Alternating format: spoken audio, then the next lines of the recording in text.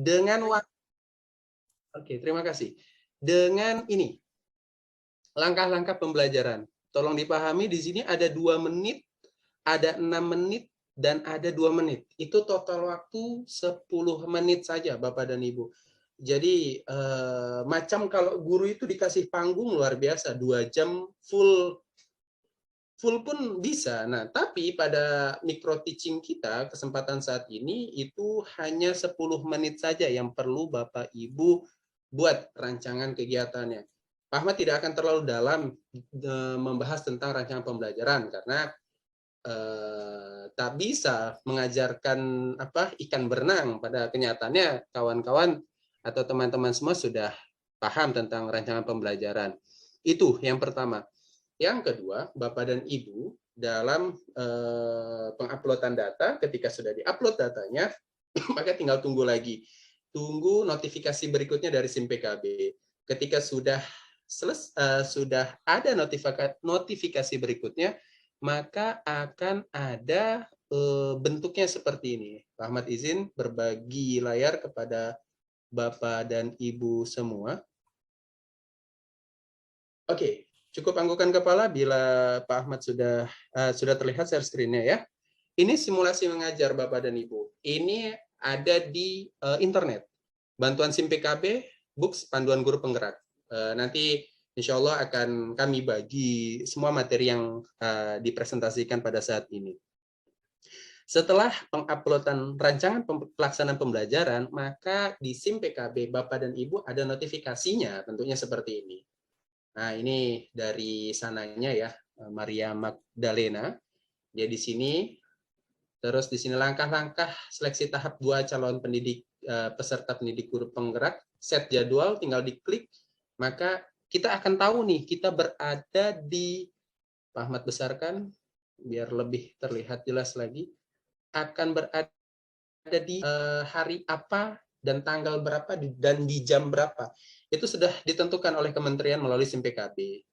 Lalu tinggal dicentang saja konfirmasi jadwal bahwa kita siap untuk melaksanakan kegiatan micro teaching pada kesempatan yang sudah ditentukan oleh kementerian melalui SIM PKB. Detailnya, jadwalnya, dan lain sebagainya. Setelah itu, kita tinggal menunggu di hari H-nya. Ketika di hari H-nya buka SIM PKB, lalu di sini klik yang namanya simulasi mengajar. Nah, yang tidak ada di panduan ini adalah pengalaman dalam simulasi mengajarnya. Maka yang perlu diperhatikan oleh Bapak dan Ibu adalah simulasi mengajar itu tidak ada murid. Ya, tidak ada murid. Waktu angkatan saya, angkatan 5 itu tidak ada murid, memang tersetting seperti itu. Dan selanjutnya, di angkatan 5 itu masih diperbolehkan untuk menggunakan proyektor atau LED TV, Smart TV itu. Kebetulan di Smart School itu ada Smart TV yang bisa geser-geser, itu tuh jadi gacoannya tuh untuk cepet banget tuh teknologi pedagogikalnya itu dapat di sana. Ngajar, itu akan disaksikan oleh dua tim penguji. Kalau nggak salah, kalau Pak Ahmad bahasanya gini Pak Agus, ini muka-mukanya muka-muka dosen sama muka-muka pengawas. Kelihatan lah aura-auranya tuh. Aura-aura dosen sama aura-aura pengawas tuh di tim 1 dan tim 2 atau pengawas 1, pengawas 2-nya itu kelihatan. Habis itu setelah mengajar, Bapak dan Ibu itu akan ditanya dari mengajarnya tadi. Salah satu pertanyaan yang masih sangat Pak Ahmad ingat adalah satu, Pak, kekurangan Bapak dari mengajar tadi itu apa? Ditanya seperti itu. Pak, kekurangan Bapak dari mengajar tadi itu apa? Maka disebutkan saja kekurangan. Oh ya Pak, tadi saya kurang di sini, saya dan lain sebagainya yang harus perlu diberitahu. Tidak perlu ada tidak perlu ada pembenaran atau klarifikasi, tidak. Yang jelas apa adanya saja untuk simulasi mengajar, tapi tetap ketika ditanya baru dijawab. Saya kurangnya di sini. Namun ketika sedang menampilkan sesuatu, pastikan penampilannya menampilkan yang terbaik. Online menggunakan Google Meet pada saat itu dan ya mengajar seperti ini. Di belakang Pak Ahmad misal ada papan tulis, ya coret-coret bila sedang mengajar, atau menggunakan proyektor, atau menggunakan smart TV, dan lain sebagainya. Namun dengar-dengar untuk angkatan yang beberapa, setelah angkatan 5, Pak Ahmad kurang tahu di sana itu tidak diperkenankan lagi untuk menggunakan proyektor. Itu nanti kita coba lihat lagi berita yang lebih dalamnya. Seperti itu, Pak Agus, yang mungkin bisa Pak Ahmad sampaikan. Mungkin nanti akan ada pertanyaan, itu akan lebih menarik lagi. Terima kasih. Oke, terima kasih nih Pak Ahmad, luar biasa nih. Kalau ceritanya memang Pak Ahmad ini termasuk guru penggerak yang ya kalau kemarin ketika panen hasil karya dia yang berbagi kepada kita semua nih, berbagi apa sih kegiatan yang sudah dilakukan selama 6 bulan. Terima kasih Pak Ahmad. Nih selanjutnya saya minta kepada, ini kalau tadi guru penggerak Pak Ahmad, ini ada Budina Hervita. Budina Hervita, gimana Budina nih? Saya Pak Agus. Assalamualaikum teman-teman. Ya, Waalaikumsalam Budina. Yes. Kayaknya ceria banget. Alhamdulillah ya. Kalau Budina selalu ceria Pak. Selalu ceria.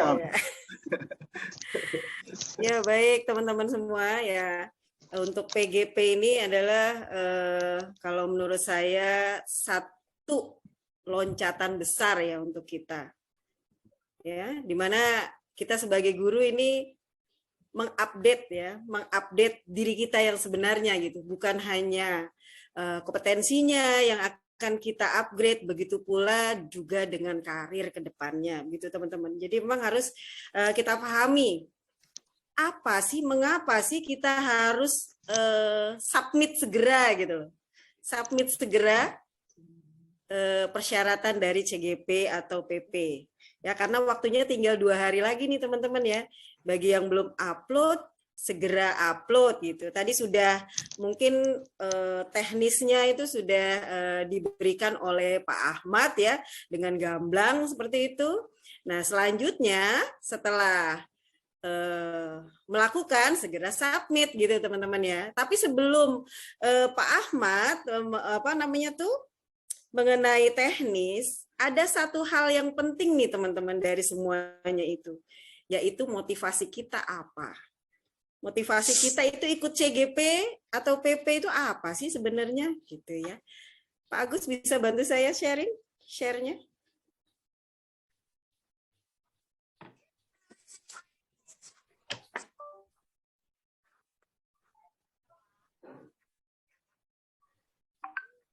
Ya, pertama kita perlu tahu motivasi kita apa, potensi kita tuh apa sih, ya. Dikecilin bisa nggak, Pak Gus? Oke. Yang pertama tuh Pak Gus.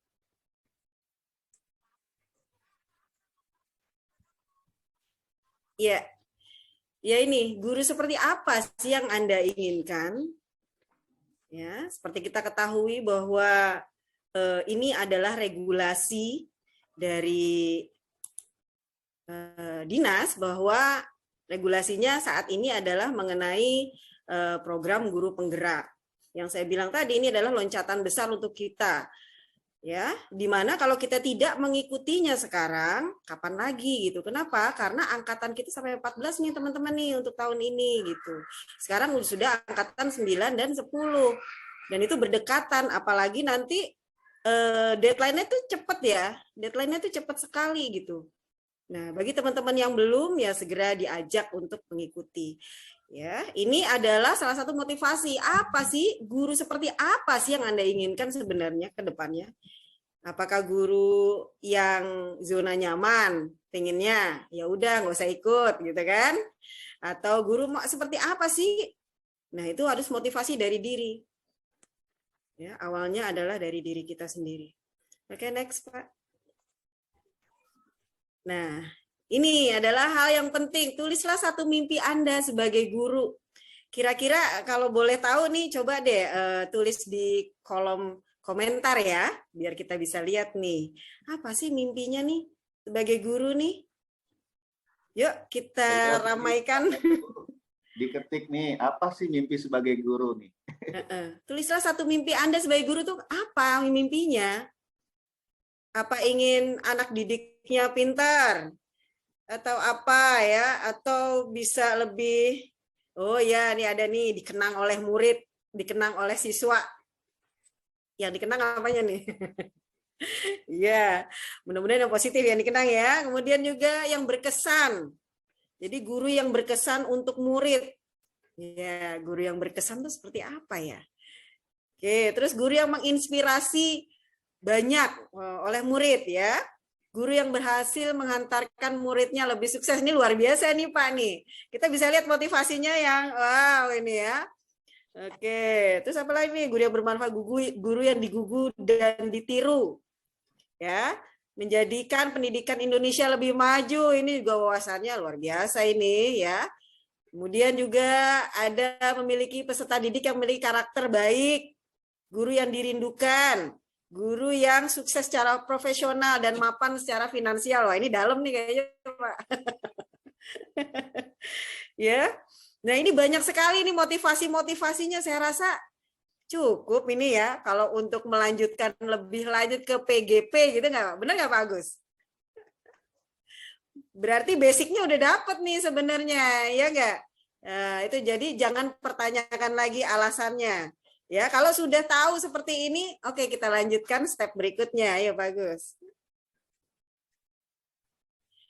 Iya nih kenapa nih gitu? Alasannya apa? Ya, alasannya apa memilih mimpi itu? Alasannya apa? Tuh ada 3 alasannya tuh, ayo. Alasannya itu untuk yang tadi ditulis itu mimpinya alasannya gimana? Wah, ada yang nunjuk tangan ini Bu. Iya boleh, ayo Boleh. nggak apa-apa, kita sambil ramai aja. Bu Anita. Bu Anita boleh silakan Bu Anita. Kalau boleh ini alasannya apa nih memilih impian itu nih? Mana Bu Anita?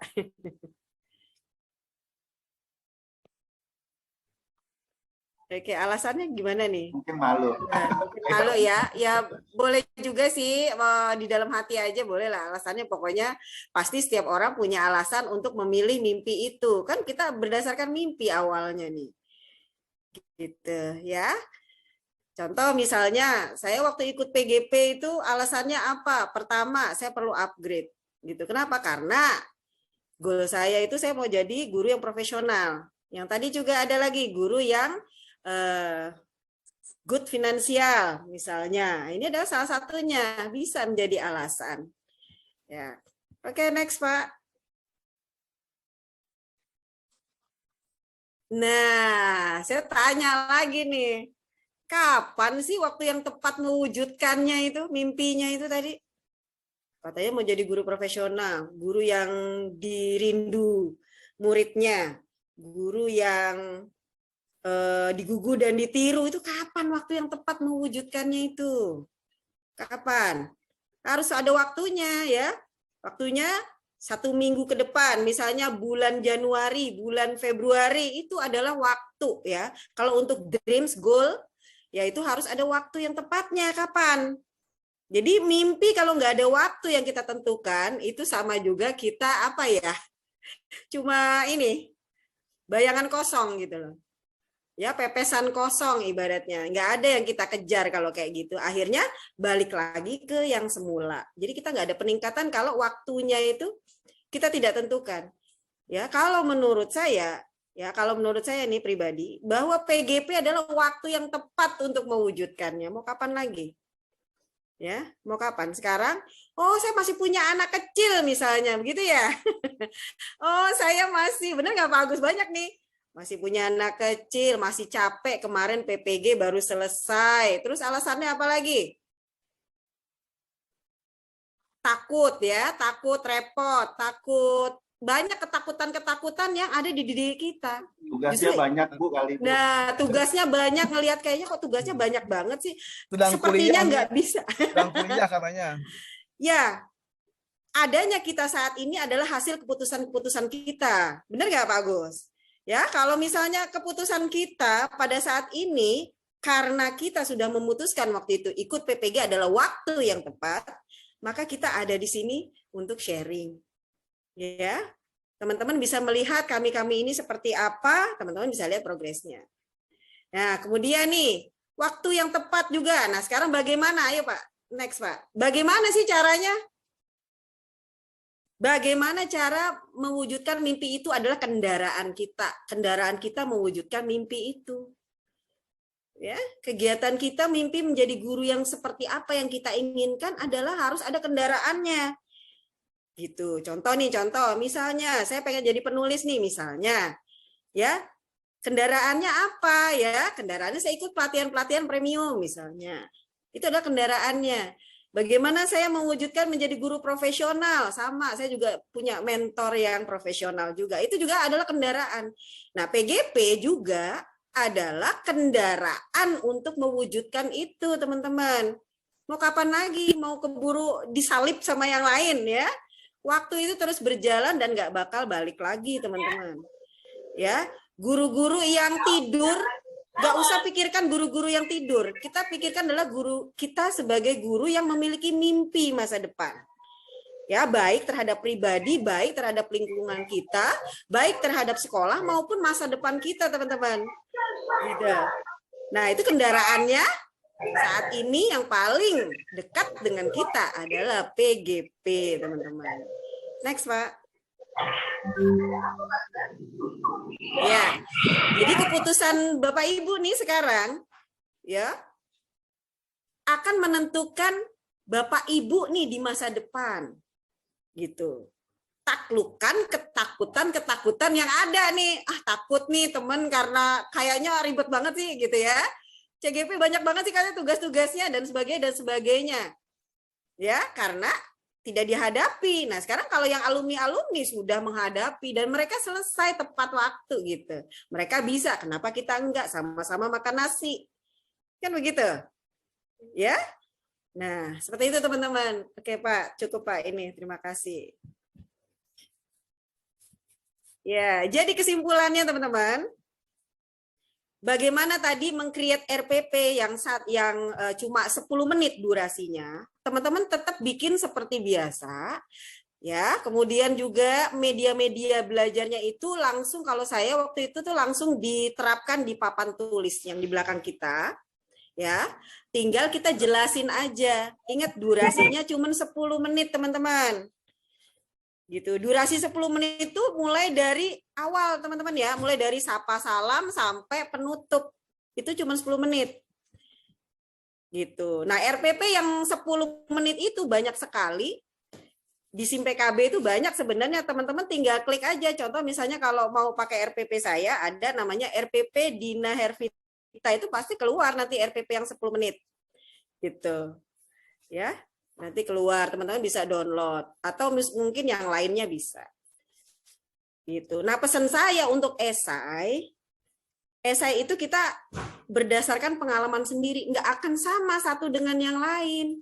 Misalnya contoh ya, kita tanya nih sama teman, kira-kira nih kita esai ngisi apa ya? Nggak bisa.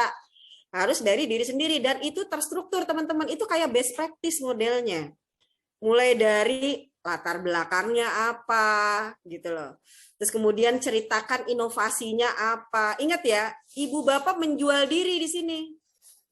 Mengapa PGP harus approve Bapak menjadi salah satu pelajarnya? Begitu, nggak ada yang biasa-biasa aja. Hal yang paling istimewa yang dari Bapak Ibu punya, best practice-nya, tulis di situ. Ya, best practice-nya seperti apa? Yang bisa mengimbas banyak siswa, misalnya lingkungan sekolah, pembelajaran yang luar biasa, yang melibatkan banyak praktisi atau apa. Atau Bapak Ibu misalnya punya pengalaman membimbing guru-guru di tempat lain, atau misalnya membimbing guru-guru di sekolah dan sebagainya. Beri yang terbaik dari Bapak Ibu punya yang ditulis di esai, dan itu terstruktur. Artinya kalau misalnya sudah satu tema, ya tema itu terus gitu loh, jangan ganti-ganti. Gitu. Yang kebanyakan yang nggak lolos itu rata-rata ganti tema. Jadi nggak sinkron antara atas dan berikutnya, itu nggak ada kesinambungannya, nggak ada. Itu yang saya lihat ya. dari teman-teman yang nggak lolos itu kenapa ya Budin nggak lolos gitu. Oh dirimu pasti temanya apa nih, coba dilihat gitu. Oh temanya ini beda. Oh ternyata itu teman-teman yang bikin nggak lolos gitu. Jadi kalau misalnya sudah satu tema udah terusin deh temanya. Ya. Itu yang bisa mengimbas ya teman-teman, pokoknya kalau di sini keywordnya itu adalah kolaborasi teman-teman. Kolaborasi kapan teman-teman waktu yang teman-teman dapat dari best practice teman-teman, praktik baik yang dari teman-teman itu yang sudah teman-teman lakukan selama ini gitu loh. Praktik baiknya apa yang mengimbas kepada sekolah misalnya, atau rekan-rekan sekitar teman-teman, atau juga di lingkungan wilayah, atau ikut komunitas-komunitas lain, atau misalnya teman-teman pernah menciptakan apa gitu yang bisa dimanfaatkan oleh orang banyak misalnya. Seperti itu teman-teman. Jadi teman-teman adalah waktunya saat ini kalau untuk esai adalah menjual diri teman-teman dalam praktik baik gitu. Ya itu pesan saya, itu cuma satu itu ya, praktik baiknya. Dan kalau untuk wawancara sudah sebutkan saja sesuai dengan esainya, itu tuh nggak jauh-jauh dari esai. Paling ya seperti Pak Ahmad tadi ya, pengalaman seperti itu. Saya pun ditanya, mengapa? Kalau saya ditanya mengapa memilih tema ini? Gitu. Seperti itu teman-teman. Jadi banyak sekali ya tantangannya apa, ya kelemahannya di mana gitu biasanya sih ya. Yang keluar tuh seperti itu teman-teman, pertanyaannya. Dan kita harus menguasai itu. Jangan ada keraguan di situ. Pada saat itu pengalaman saya, waktunya kan 1 jam apa 1 jam deh kalau nggak salah ya. Wawancara itu 1 jam ya Pak Agus ya? Iya Bu, bisa Ahmad. lebih Bu.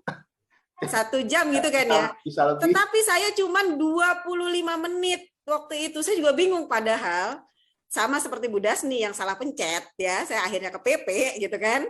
Ke CPP. Iya benar, salah pencet. Kita berberapa tuh Bu Dasni ya? Berempat ya salah pencet semua ya. Gitu. Nah dulu kan nggak ada pilihan sekarang kayak gitu. Sekarang kan ada pilihan CGP gitu. Atau PP. Kalau dulu kita klik daftar ya udah. CPP doang adanya gitu ya. Jadi kita salah klik, nggak bisa balik lagi. Mau nggak mau juga harus maju. Ya itu caranya tuh seperti itu. Ya udah, daripada juga ini udah akhirnya kita ikuti dengan baik dan akhirnya juga selesai gitu. Apa-apa itu pasti akan selesai pada waktunya gitu teman-teman ya. Jangan takut. Jangan takut ya teman-teman ya. Nah, kita akan ada tuh. Jangan takut dulu ya. Jangan takut. Iya, kita harus menaklukkan ketakutan-ketakutan kita, atau kita akan kelempar. Ya, kelempar apa? Tereliminasi sendiri dengan ketakutan itu. Jadi dalam menulis esai pun harus yakin. Ya, harus yakin bahwa itu akan saya pasti di-approve. Gitu. Seperti itu teman-teman ya. Saya rasa cukup ya Pak Agus ya. Yang paling penting adalah esai, kemudian wawancara juga sudah, terakhirnya ya sudah berdoa aja gitu. Sudah, mudah-mudahan lulus gitu ya. Betul. Ya, baiklah, terima kasih Bu Dina. Kembali ke kita semua. Ini pertanyaan-pertanyaannya luar biasa nih sebenarnya. Pertanyaan tadi ada 7 slide bertanya kepada kita. Sebenarnya tujuan kita kenapa sih kita daftar? Kemudian kapan kita harus daftar? Kalau nggak sekarang, kapan lagi? Gitu ya. Iya. Nah, terima kasih Bu Dina nih ya, pencerahannya buat kita. Nih di sini ada Ibu Hana Pratiwi. Kalau tadi Bu Dina cerita sedikit tentang bagaimana langkah-langkah ketika wawancara. Ini Ibu Hana Pratiwi ini akan menyampaikan kepada kita nih ya, sharing-sharing juga. Bu Hana ada di situ Bu Hana ya? Iya Pak, ada. Nah Bu Hana nih cerita kepada kita. Oh, Bu Hana ada 2 nih. Iya, nggak apa-apa. Yang satu kameranya nggak bisa. Bu Hana cerita kepada kita nih, ketika wawancara nih, pengalamannya apa gitu ya. Kemudian ngapain aja sih ketika sudah lulus guru penggerak, ketika lulus seleksi guru penggerak, ngapain aja selama program guru penggerak ini. Silakan Bu Hana. Ya, terima kasih kepada Pak Agus atas kesempatannya. Assalamualaikum warahmatullahi wabarakatuh. Waalaikumsalam warahmatullahi wabarakatuh. Selamat siang dan salam sejahtera bagi kita semua. Apa kabarnya nih Bapak Ibu? Baik Bu. Alhamdulillah baik. Ya. Alhamdulillah baik, Bu. Alhamdulillah nih kita diberikan kesempatan dan saya sangat senang sekali ya. Ini adalah bukti Pak Agus ya, bukti bahwa menjadi guru penggerak itu memang harus bergerak, dan kami dari CGP Angkatan 5, saya, Pak Agus, dan Bu Lestari ini adalah bukti bahwa setelah lulus ya memang harus bergerak gitu ya, Pak Agus dan teman-teman. Semoga tidak sampai di sini, namun kita bisa berbagi yang lain lagi. Nah, Bapak Ibu guru yang berbahagia, tak kenal maka kita kenalan. Nama saya Hana Pratiwi, saya dari SDIT Al-Biruni. Memang saya dari swasta ya, gitu. Mungkin kalau nanti dari teman-teman yang lain berpikir ikut guru penggerak benefitnya apa untuk guru swasta, itu banyak yang terjadi pada pertanyaannya itu terdengar gitu di telinga saya ya. Kalau untuk di negeri kan udah kelihatan benefitnya ya, mungkin untuk jenjang karir ya, untuk jadi kepala sekolah gitu. Mungkin kalau misalnya untuk saya, pertama ini kita punya keluarga baru, dan kedua ada ilmu yang benar-benar kita dapetin secara gratis. Begitu ya, Pak Ahmad. Nah, Bapak Ibu guru, di sini saya sebenarnya tidak bermaksud untuk menggurui, namun saya hanya ingin berbagi pengalaman saya ketika mengikuti pendidikan guru penggerak. Ya. Bapak Ibu guru, kita menjadi bagian sejarah Indonesia ketika kita mengikuti program guru penggerak ini. Jadi untuk Bapak Ibu guru tetap semangat dalam perubahan yang lebih baik lagi. Pada kesempatan kali ini, saya mohon izin share screen ya Pak Agus ya, Pak Ahmad. Saya mohon dibantu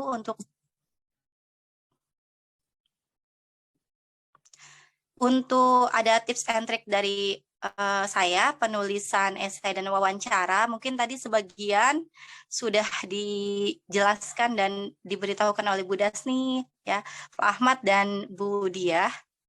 Jadi saya hanya poin yang berbeda aja ya, supaya bisa menghemat waktu. Jadi yang pertama itu, next Pak Ahmad. Tentunya pasti untuk mendaftar guru penggerak, kita masuk ke SIM PKB. Next Pak Ahmad. Ya. Di sini kita masuk ke ada 2 tahap. Ada tahap pertama itu pengisian CV, esai. Yang tahap kedua simulasi mengajar dan wawancara. Nah, untuk di tahap pertama pengisian CV sama esai ini benar. Kata Bu Diah ya tadi, esai ini menurut saya adalah poin terpenting. Jadi akan menyambung ya. Jadi, kita nggak bisa ngarang-ngarain di esai, karena wawancara nanti akan berkaitan dengan esai, jawaban esai yang sudah kita tulis. Next Pak Ahmad. Nah, yang pertama yang perlu diketahui, pada saat dulu saya masuk disuruh daftar ikut guru penggerak, jadi saya tuh belum tahu guru penggerak itu apa gitu, apalagi kan saya dari swasta ya, saya masih belum paham gitu untuk dinasan. Dari situlah saya mulai cari guru penggerak apa sih, apa gitu. Wah, ternyata lihat dari postingan postingan guru penggerak angkatan pertama sampai angkatan keempat itu, ternyata seru ya. Mereka itu jadi guru itu bisa bikin video, terus ngajarnya berpusat pada murid, kreatif, inovatif, dan itu tuh yang kita butuhkan gitu, yang saya butuhkan saat itu. Jadi tuh kita tuh harus mengetahui tujuan dari guru penggerak itu dulu. Yang kita ketahui bahwa ya program guru penggerak ini fokus pada pengembangan kepemimpinan pembelajaran gitu. Sehingga guru ini bisa menggerakkan komunitas belajar, sehingga dapat tercipta murid yang merdeka sesuai dengan profil pelajar Pancasila. Next Pak Ahmad. Nah, kalau untuk saya sendiri ya, untuk penulisan esai ya, ini berdasarkan pengalaman pribadi, tetapi nggak boleh jauh-jauh pengalamannya. Jadi 2 tahun terakhir dari pengalaman kita. Nah, Bapak Ibu guru perlu ketahui esai itu apa sih gitu. esai itu merupakan karangan prosa atau opini dari kita sendiri gitu, yang sudah kita rasakan, yang sudah kita jalani. Nah, di esai ini kita harus pahami dulu soalnya. Kalau saya ya, kalau saya ini pahami dulu soalnya. Kenapa? Karena ketika sudah memahami soalnya, maka sebagian soalnya sudah kita jawab. Jadi kalau kita memahami soalnya, maka tidak akan sulit menjawab soalnya. Lalu ini yang terpenting kalau menurut saya ya, ada strategi atau struktur penulisan esai. Yang pertama, ada nggak Pak Ahmad lanjut? Oh iya, nggak apa-apa. Yang pertama itu ada mengidentifikasi masalah. Yang kedua, pembahasan masalah. Ya. Dan yang ketiga, ini ada kesimpulan. Yang pembahasan masalah ini kita tulis, nanti di esai itu ada pertanyaan memang yang nggak selamanya best practice yang kita jelaskan. Kalau kita mau menulis pengalaman kita yang gagal pun juga silahkan Bapak Ibu. Itu kalau saya juga tulis pengalaman gagal saya tulis di situ pembahasan masalahnya. Lalu di kesimpulannya itu, saya berikan solusi atas permasalahannya. Nah, di sini kita perlihatkan daya juang kita. Bagaimana kita bisa menyelesaikan masalah itu. Nah, disitulah perjuangan kita juga akan dinilai Bapak Ibu. Gitu. Jadi saat wawancara juga terlihat kita ini guru yang memiliki daya juang tinggi, tidak mudah menyerah terhadap tantangan yang sering kita hadapi ya, yang sedang dihadapi. Kalau saya kan waktu itu saat pandemi ya, jadi di awal-awal pandemi itu memang semuanya adaptasi, jadi memang temanya saya lebih pandemi, apalagi kan saya megangnya kelas rendah, jadi bagaimana cara mengatasi anak yang belum bisa baca, apalagi kita susah tatap muka gitu ya. Mungkin kalau di saat sekarang kondisinya Bapak Ibu masih bisa menggunakan masalah yang tentang pandemi, tapi alangkah baiknya esai yang Bapak Ibu tulis itu yang sudah sekarang ini yang sudah mendekati dari pengalaman Bapak Ibu. Jadi memang kalau bisa yang terbaru pengalamannya. Nah, selanjutnya ini ada trik ya. Kalau misalkan nih Bapak Ibu susah nih untuk udah nulis tapi kok nggak ketemu ya, lupa gitu ya. Ibu bisa pakai Google Docs. Jadi di situ ada titik 6 ya, dipilih aja Google Docs. Nanti pilih tools, kalau nggak salah tools, nanti diklik toolsnya, nanti ada voice typing.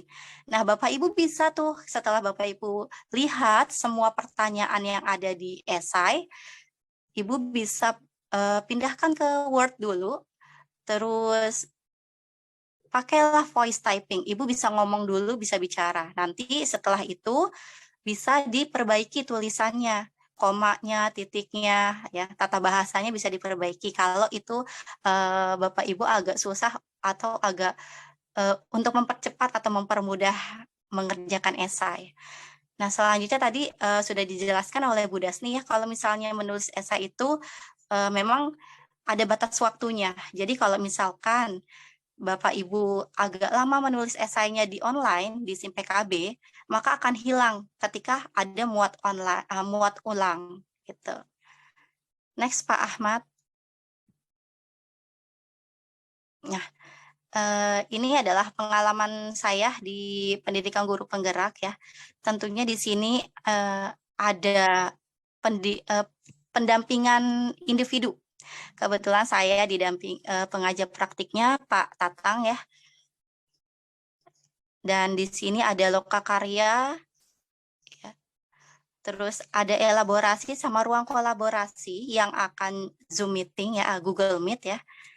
Terus di sini ada saya memakai apa ya? Ini lagi festival panen Lokakarya 7. Mudah-mudahan dengan adanya gambar ini bisa menambah semangat dan motivasi untuk Bapak Ibu lebih tertarik pada pendidikan guru penggerak. Oh iya, untuk saya untuk penulisan esai saya menulisnya sesuai dengan karakter yang diminta. Itu kalau saya. Jadi kalau misalnya dipinta 500 karakter, saya nulisnya cukup 500 karakter. 1000 karakter ya 1000 karakter gitu. Terus selanjutnya, ini yang sering muncul di saya pertanyaan terkait organisasi atau komunitas apa sih yang diikuti. Kan itu biasanya ada 3 ya. Kalau saya nggak mesti menjadi tim inti. Kalaupun misalnya kita ikut komunitas, nah di Pak Agus ini kan ada nih komunitas guru Jakarta. Itu ibu bapak ibu juga bisa loh masukkan gitu. Nanti bisa sebagai peserta atau KKG gitu. Jadi nggak mesti yang kita, saya kan nggak ada nggak ada kesempatan untuk organisasi yang saya ikutin apa gitu. Karena kebanyakan yang bertanya di saya yaitu terkait dengan organisasinya. Ada lagi Pak Ahmad? Nah, ini sih yang ketika nanti Bapak Ibu lolos, mudah-mudahan semuanya Bapak Ibu lolos ke tahap seleksi sampai 2 ya, tahap 2. Yang pertama itu pasti doa, manajemen waktu, itu penting banget. Saya punya pengalaman, bapak saya meninggal di saat modul 3.1. Dan di situ saya anak pertama dari 2 bersaudara yang harus kejar-kejaran dengan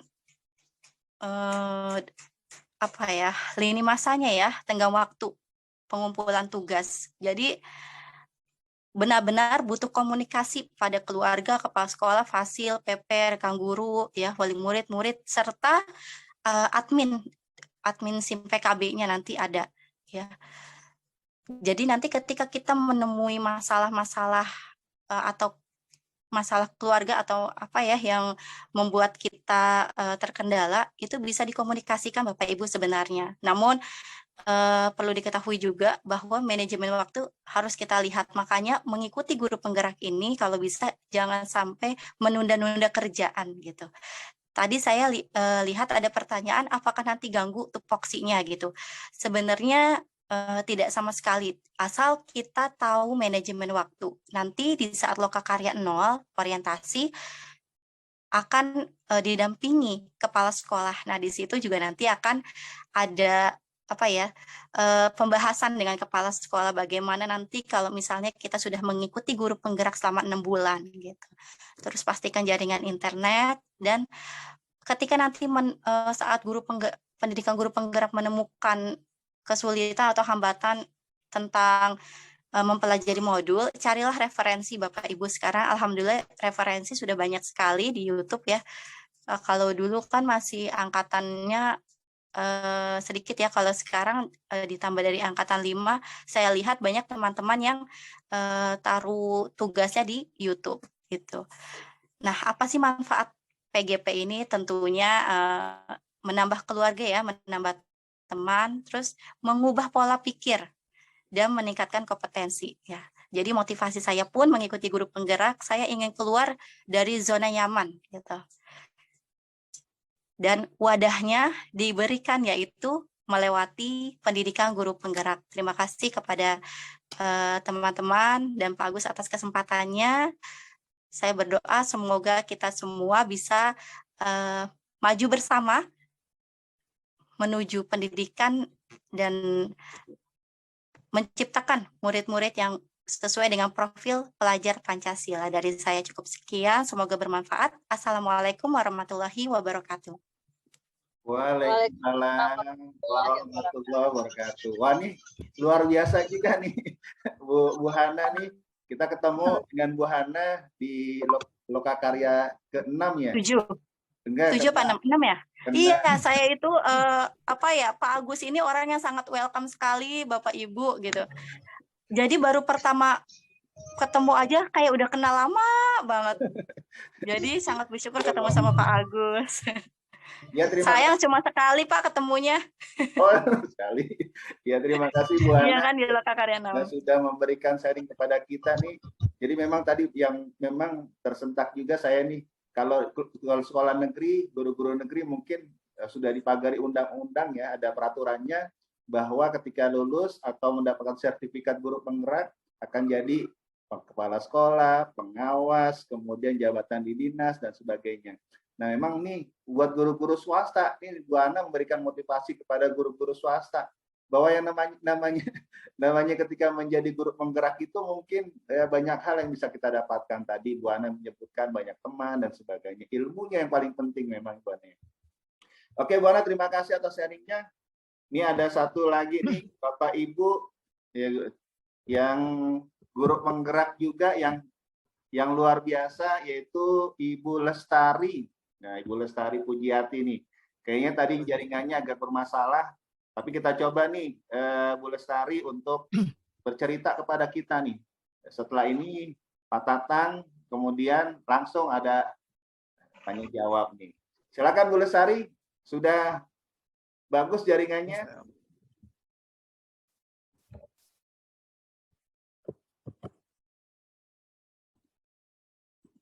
Ada Bu Lestarinya? Oh, mungkin lagi Bu Lestarinya lagi di mana? Kedengeran Pak Agus? Oh, kedengeran Bu. Ya, silakan Bu. Saya pakai handphone Pak Agus tadi karena kameranya goyang-goyang. Goyang-goyang. Ya, silakan Bu Lestari nih. Mungkin cerita kepada kita nih. Kalau tadi tentang Bu Hana sudah bercerita dari versi sekolah swasta ya, guru swasta nih, Bu Lestari mungkin cerita tentang bagaimana sih di sekolah negeri ini.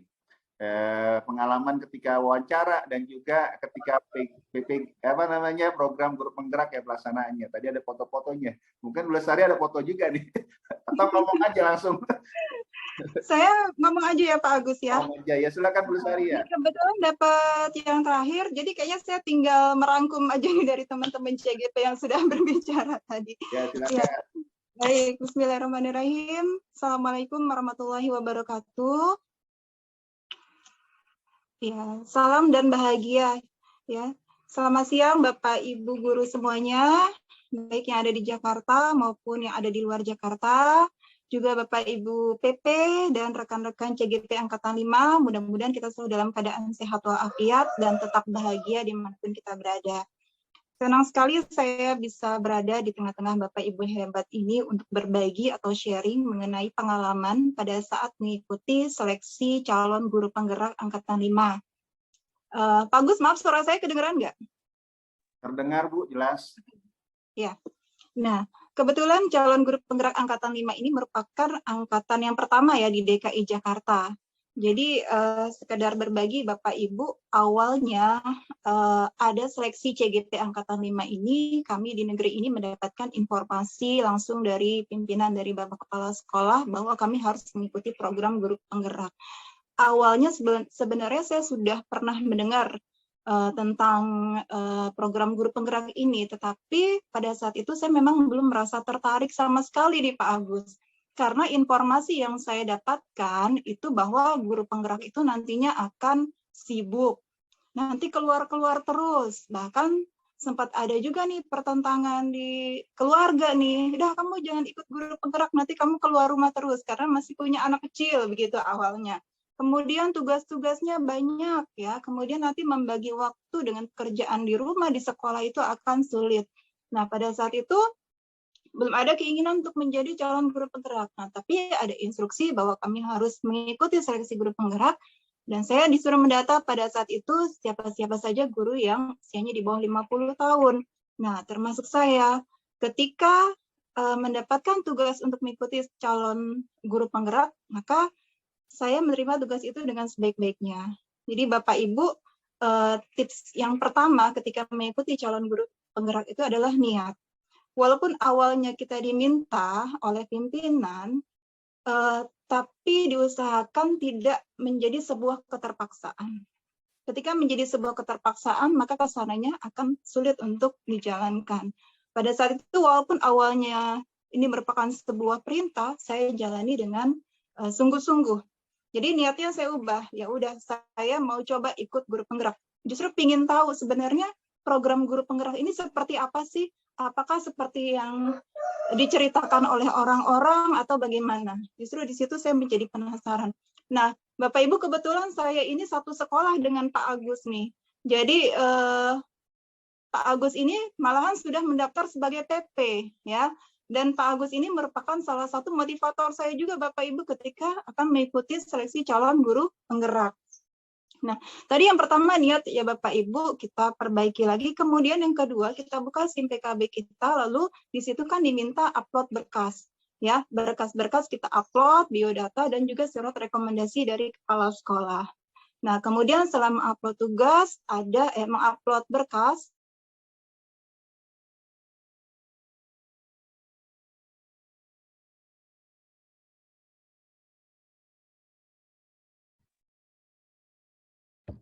Sinyalnya Bu Lestari.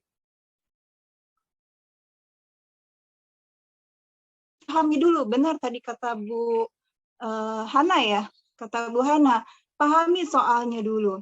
Kalau saya, trik saya adalah mengcopy soal yang ada di SIM PKB ke Word.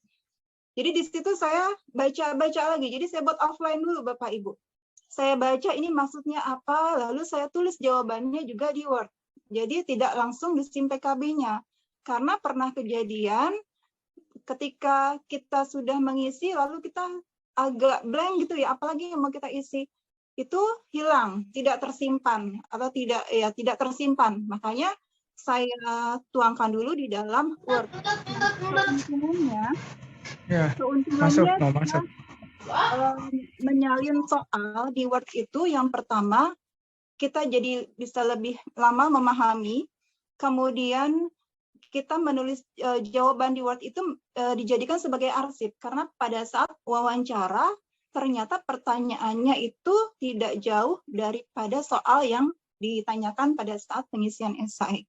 Jadi sebelum seleksi wawancara kita bisa baca-baca lagi Bapak Ibu. Kemarin apa sih yang kita tulis? Akhirnya lupa. Nah, kalau kita punya arsip di Word itu akan memudahkan kita untuk mengingat-ingat lagi apa yang sudah pernah kita tulis. Walaupun apa yang kita tulis itu sebenarnya pengalaman kita sendiri ya. Jadi tulis semua jawaban dengan apa yang sudah kita alami. Jadi jangan menulis pengalaman orang lain ya. Nah, apakah itu pengalaman selama kita mengajar, ya? Kemudian inovasi-inovasi apa yang pernah kita lakukan? Inovasi sekecil apapun, silakan Bapak Ibu tulis. Inovasi kita yang berhubungan dengan rekan sejawat, kemudian inovasi kita yang berhubungan dengan siswa, itu kita tuliskan semua. Jadi kita tidak usah ragu ya menuliskan apa yang pernah kita perbuat itu ke dalam esai. Nah, kemudian di situ ada pertanyaan, apa sih kelebihan yang Bapak Ibu punya atau keunggulan apa yang Bapak Ibu punya?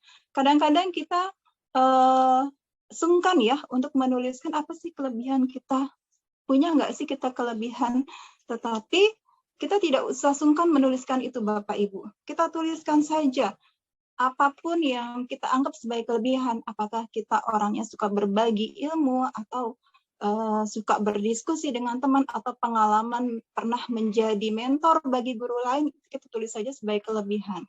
Waktu itu saya pun menulis di antaranya seperti itu. Kemudian kelebihan saya pada saat itu saya tulis, saya memiliki rasa ingin tahu yang tinggi. Jadi terhadap sesuatu yang baru, saya ingin belajar dan ingin lebih tahu lebih dalam lagi. Itu saya tuliskan saja menjadi sebuah kelebihan saya. Jadi Bapak Ibu tidak usah ragu untuk menuliskan kelebihannya. Kemudian pada saat di dalam esai itu ada syaratnya harus berapa karakter ya. Itu rata-rata ratusan karakter. Tadi dengan kita mengcopy jawaban kita di Word, ya kita menuliskan terlebih dahulu jawaban kita di Word, kita bisa mengira-ngira kira-kira masih kurang berapa lagi nih ya. Nah, setelah semuanya memenuhi syarat, baru kita bisa mengkopikannya. Tetapi jangan lupa tetap ada batas waktu. Waktu ikut CGP 5, saya hanya mendapat waktu kurang lebih 3 hari Bapak Ibu. Ya. Jadi pada saat itu ayah saya juga sempat dirawat di rumah sakit. Kemudian deadline pengumpulan esai sudah tinggal 1 hari lagi. Pada saat itu dengan saya mengcopy di Word, itu saya buat juga catatan Bapak Ibu di dalam kertas. Jadi kadang-kadang inspirasi itu muncul dimanapun ya, tidak hanya pada saat kita menghadapi laptop. Kadang-kadang kita sambil mengajar, oh iya saya pernah ini, oh iya saya begini. Itu langsung saya tuliskan di kertas Bapak Ibu. Jadi pengalaman waktu sedang seleksi esai itu orang tua saya sakit, saya menunggu di rumah sakit sambil menuliskan jawaban pertanyaan dari pertanyaan-pertanyaan yang ada di esai itu. Nah, kemudian pada saat seleksi mengajar, kebetulan saya mengampu mata pelajaran IPA, Bapak Ibu. Saya mendapat masukan juga waktu dari pengawas saya. Beliau mengatakan Bu Lestari mau praktek apa nanti di simulasi mengajar, mau menerangkan tentang apa? Saya jawab bab tentang biologi, Bu. Terus beliau memberi saran seperti ini, kalau bisa yang ada prakteknya, jangan cuma sekedar teori seperti itu. Akhirnya saya berpikir pada saat itu ada juga judul mengenai listrik. Nah, saya ambil materi listrik dinamis, lalu saya buat alat peraganya. Alat peraganya rangkaian listrik seri dan rangkaian listrik paralel itu menjadi media pada saat saya simulasi mengajar. Nah, pada saat itu memang ada sesi tanya jawab ya dari penilai setelah kita selesai mensimulasikan mengajar. Jadi Bapak Ibu tidak usah tegang nanti pada saat mengajar karena kita sudah terbiasa mengajar. Anggap saja di depan kita itu siswa-siswi kita. Walaupun sebenarnya di depan kita ada tim penilai. Jadi alat itu saya perlihatkan kepada tim penilai seolah-olah saya sedang mendemonstrasikan rangkaian listrik ini di depan murid-murid saya. Waktu itu saya dibantu juga oleh Pak Agus yang menemani saya pada saat simulasi mengajar. Nah, kemudian setelah kita melaksanakan tes simulasi mengajar, kita masuk kepada tes wawancara. Waktu itu saya wawancara itu lumayan lama Bapak Ibu. Kurang lebih 1,5 jam. Jadi mulai bertemu secara virtual dengan tim penguji itu sekitar pukul 11:30, lalu baru berakhir di pukul 11:30. Jadi kurang lebih 2 jam saya melakukan sesi wawancara. Ya, pertanyaannya apa? Ternyata tidak jauh Bapak Ibu dari jawaban yang kita tulis di dalam esai. Oleh karena itu, apa yang kita tulis di esai itu adalah apa yang selama ini pernah kita lakukan. Pengalaman-pengalaman yang kita lakukan. Maka ketika kita di tes wawancara, kita tidak akan bingung. Karena kita menjawab sesuai dengan apa yang pernah kita lakukan. Gitu. Nah, kemudian ketika saya alhamdulillah akhirnya lolos di seleksi guru penggerak, Bapak Ibu ternyata antara kekurangan atau negatifnya ya, minusnya dengan plusnya itu menurut saya lebih banyak positifnya. Jadi ketakutan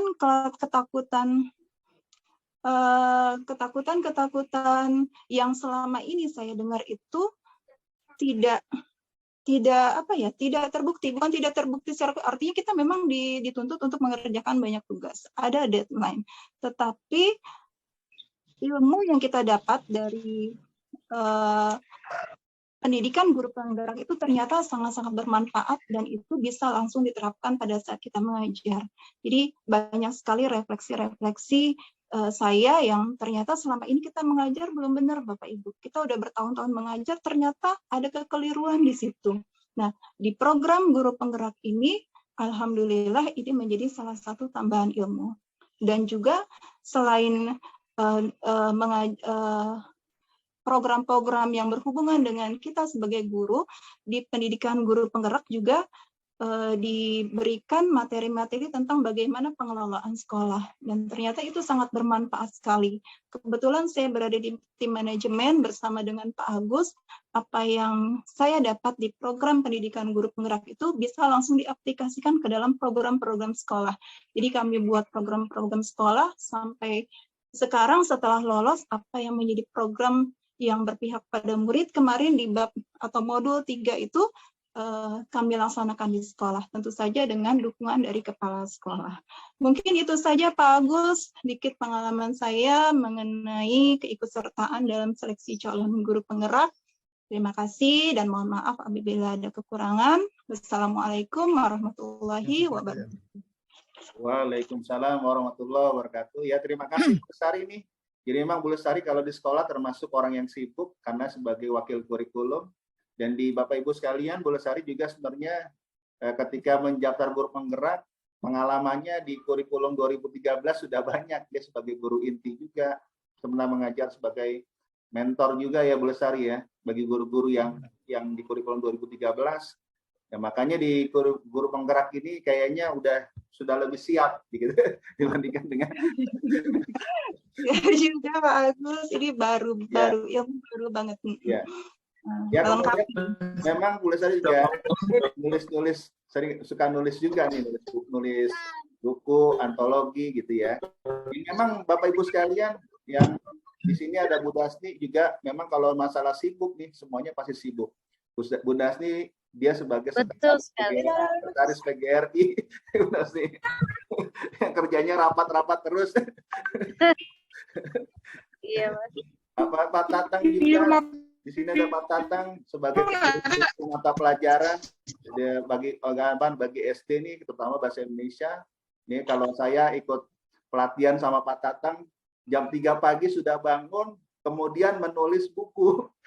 Dia bilang lumayan bagus nih, saya bisa nulis beberapa soal, yaitu AKM dan soal literasi dan numerasi. Kebetulan saya dikejar-kejar deadline buat nulis buku. Bapak Ibu sekalian. Ya termasuk Bu Dina juga nih penulis juga di blogger, kemudian dia nulis AKM dan literasi dan numerasi, kemudian punya komunitas juga Rahasia Guru, dan juga Bapak Ibu yang lainnya nih CGP ada Pak Ahmad dan juga Bu Hana yang memang sibukannya juga ya nggak kalah. Jadi Bapak Ibu sekalian kalau masalah sibuk, aduh udah sibuk di sekolah ngajar, ini Bapak Ibu kita nih yang CGP dan juga PP sebenarnya juga sibuk juga, tapi bisa manajemen waktu. Ini Bapak Ibu lanjut di terakhir nih ada Pak Tatang, ya mungkin Pak Tatang cerita, tinggal ngasih kesimpulan nih Pak Tatang ya. Betul Pak Agus. Kesimpulan, silakan Pak Tatang. Ya, terima kasih Pak Agus.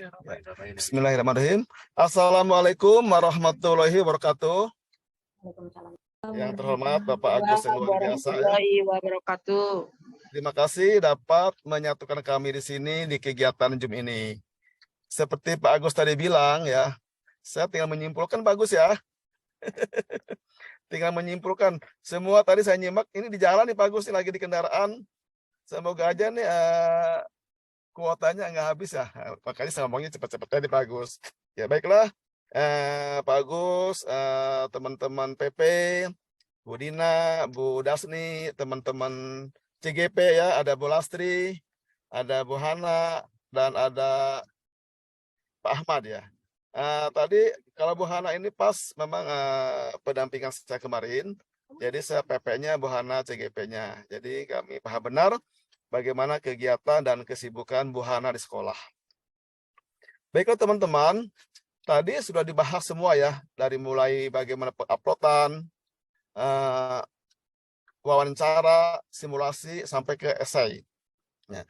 Mungkin di sini saya menyimpulkan saja pengalaman saya saat mengisi esai saja. Karena kalau saya dengar teman-teman nih, Pak Tatang, saya ini bingung kalau mengisi esai.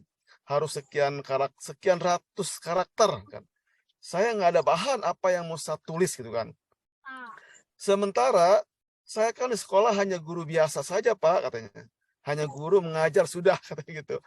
Nggak ada tugas tambahan atau mungkin sebagai wakasek atau mungkin sebagai kepala sekolah atau sebagai instruktur. Saya bingung apa yang mau saya tuangkan nanti di esai itu katanya. Saya pancing. Tapi pernah ikut pelatihan kan? Pernah katanya. Udah. Berarti modalnya kalau memang ada tugas lain-lain, pelatihan yang selama ini pernah diikuti bisa diingat memorinya, terutama di 2 tahun terakhir. Karena banyak muncul pertanyaan, ya kan? Misalnya kegiatan apa yang pernah dilakukan, ya kan? Pasti situ ada keterangan lagi tuh. Saudara sebagai apa? Apakah sebagai instruktur, kan? Atau mungkin sebagai pengurus? Atau sebagai panitia atau sebagai mungkin peserta, situ bisa diuraikan. Artinya kalau Bapak Ibu nih sudah punya modal yaitu sering mengikuti kegiatan, itu bisa dijabarkan. Apalagi sebagai instruktur ya, atau narasumber atau penulis buku, itu pun sebagai modal. Artinya jangan takut untuk menulis. Itu mah dong ada Kalau kegiatan. pengalaman saya dulu sih memang saya langsung nulis, jadi nggak di konsep dulu kayak teman-teman kan, di konsep dulu, mungkin di kertas biasa dulu atau mungkin di Word dulu saja, dulu langsung aja nulis gitu. Karena deadline juga gitu, takutnya kelamaan online akhirnya hilang lagi kan gitu. Yang penting pada saat mengisi itu kita pahami dulu struktur esai itu seperti apa. Yang pertama, awal menulis kita buat pendahuluan dulu ya. Satu paragraf lah, itu udah membantu kan karakter. Di pendahuluan tuangkan latar belakang masalah. Ada apa di situ? Tertuangkan dengan bahasa sendiri. Itu pun akan boros ketika akan banyak tuh membuat paragraf banget. Gemuk paragrafnya. Setelah ada latar belakang kita bahas, kita uraikan juga isinya. Produknya. Jadi, setiap kegiatan yang kita lakukan ada produknya. Ada racunnya. Jadi, karangan yang kita tuangkan itu banyak tapi ada kualitasnya. Jadi, bukan mengarang bebas. Misalnya, kita nih pengalaman nih misalnya. Memberikan pelatihan kepada guru-guru tentang karya tulis ilmiah, membuat artikel. Apa tuh produknya? Gitu. Dituangkan di situ. Oh, produknya guru-guru itu mampu membuat artikel sampai publish, sampai dipublikasikan. Apa manfaatnya? Tentu banyak ya manfaatnya. Untuk naik pangkat, untuk PNS, ya, untuk swasta pun tentu untuk prestasi maupun prestise. Jadi intinya semua jawaban esai itu ada produknya. Kalau di penggerak kan namanya kan aksi nyata kan, apa sih aksi nyatanya gitu. Itu yang satu angkan. Submit, waduh ternyata nggak kekirim juga nih. Padahal sudah rinci kita buat jawabannya. Kenapa nggak terkirim kan gitu? Berarti masih kurang karakternya kan gitu. Nah, kita masih punya modal tuh. Dalam menulis esai, setelah kita membuat pendahuluannya, mengolah latar belakang permasalahannya, racunnya apa dituangkan di situ yang membuat nanti tim korektor jadi, wah inilah yang racunnya. Kesimpulannya gitu. Buat kesimpulan di situ. Ada kesimpulan, di dalamnya juga tertuang mungkin rekomendasi, solusi, dan tindak lanjut. Nah, kirim dah. Terkirim kan? Gitu aja. Itu strategi saya waktu itu kan. Setiap saya nggak terkirim, oh ini masih kurang juga nih karakternya. Saya ngolah kalimat lagi 2-3 paragraf dalam bentuk kesimpulan akhir. Itu teman-teman ya. Jadi jangan takut, jangan nunggu kapan lagi. Jadi setelah Zoom ini mulailah buka laptop lagi, siap dikirim atau mungkin siap duduk di depan laptop. Pertama, fisik mental siapkan ya, pikiran mungkin fokuskan untuk mengisi esai itu. Dulu saya pengalaman sih, karena masih pandemi kan, mengajar masih pulang cepat, anak-anak pulang, langsung saya duduk depan laptop, tanpa konsep lagi, kerjakan sampai sore. Jam 4 selesai, pulang. Jadi begitu pulang sekolah itu di rumah udah nggak buka laptop lagi, selesai gitu. Ya memang seperti tadi bilang Ibu Lastri ya, ada pertanyaan apa sih kelebihan saudara kan, kekurangan saudara. Meskipun kita sepertinya bagaimana ya sungkan untuk menuliskan, tapi kan harus ya. Silakan tuangkan saja. Apakah mungkin sebagai penulis buku, sebagai instruktur atau narasumber, atau apa saja yang teman-teman miliki, dituangkan saja. Itu pengalaman saya dulu. Jangan takut. Dan yang paling penting, kalau pernah ikut pelatihan, mulai dikumpulkan sertifikatnya yang 2 tahun terakhir, dibuka-buka lagi. Dulu waktu pelatihan ikut apa? Biasanya kan ada ya situ ringkasan kan? Di sertifikat kan biasanya ada tuh ringkasan materinya kan. Oh itu dulu saya pelatihan tentang apa nih? Itu diuraikan dalam bentuk paragraf. Nah itu apa sih produk yang kita miliki saat ikut pelatihan tersebut. Minimal itu sebagai bahan untuk menulis. Itu silahkan saja. Teknik, apakah mungkin membuat salinannya dan sebagainya, silahkan. Kalau saya dulu memang langsung. Setelah saya mengirim, semua selesai, tentunya saya ingatkan jawaban yang saya jawab itu, kata-kata kuncinya, saya pikir ini bahan untuk wawancara gitu kan. Berasumsi lah. Karena kami kan angkatan pertama di DKI ya. Mau nanya sama siapa kan bingung juga kan. Jadi kita berasumsi. Akhirnya saya mengingat-ingat aja kata-kata kunci dari setiap soal. Ternyata benar. Begitu wawancara saya ditanya, apa aktivitas saudara di luar mengajar? Saya bilang sebagai ketua KKG, kan gitu aja lah kalau untuk guru KKG.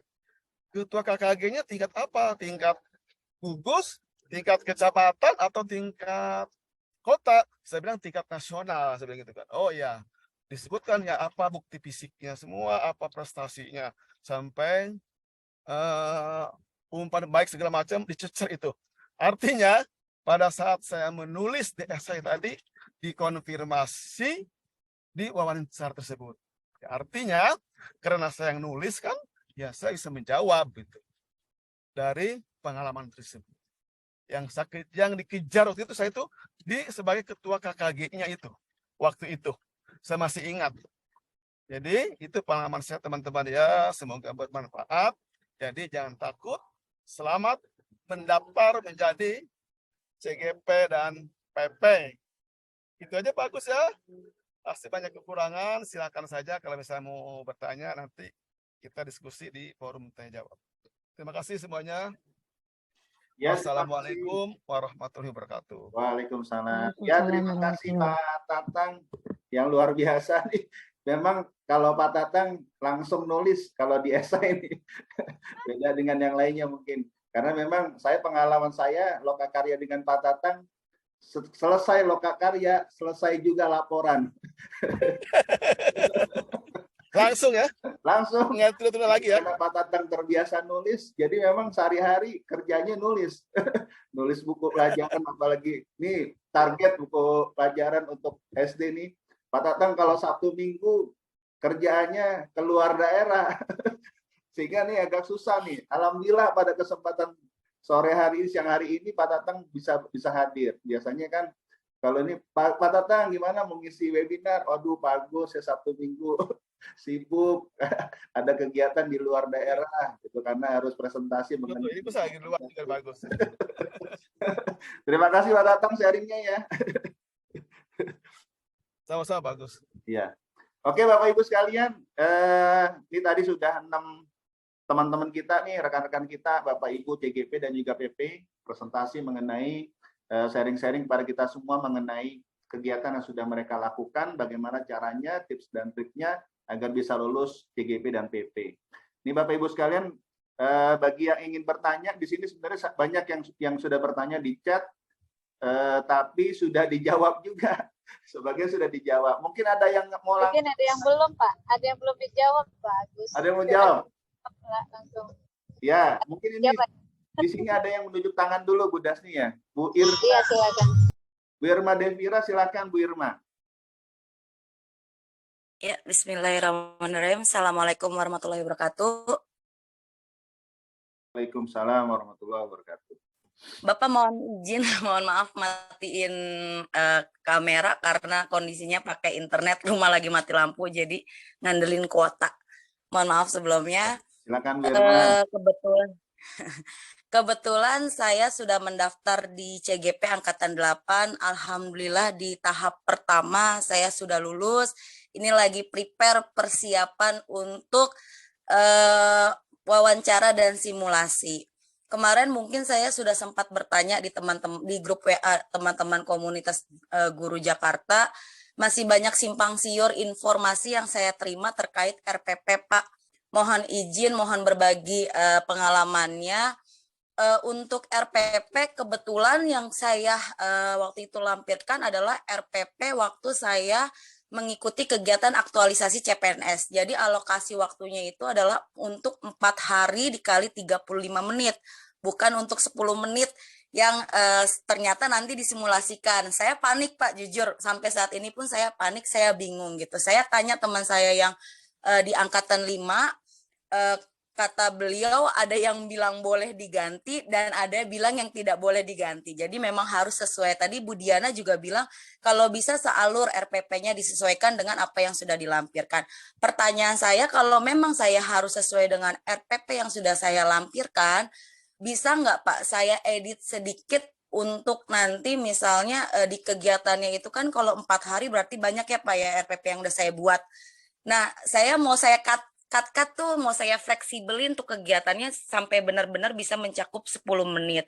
Itu nanti kita dikasih peluang nggak sih Pak untuk berbicara kepada penguji, dikasih ruang nggak untuk kita berkomunikasi bahwa ini nih RPP-nya kita mau revisi, tidak jauh dari tema yang udah kita laporin, tapi cuma mau memfleksibelkan kegiatan menjadi 10 menit.